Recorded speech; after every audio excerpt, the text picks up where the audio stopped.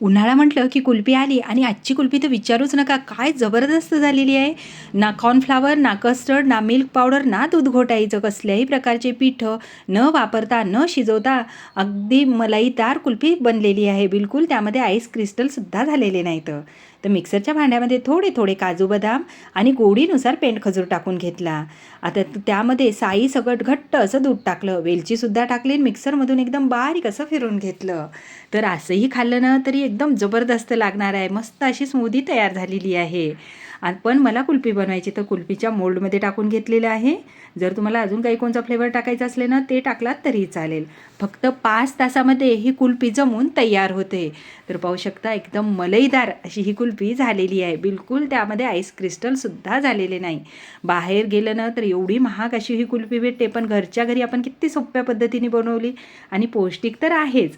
पण माझी बनवायची पद्धत तुम्हाला आवडली की नाही तुम्ही मात्र कमेंट्स करायला मात्र विसरू नका. धन्यवाद.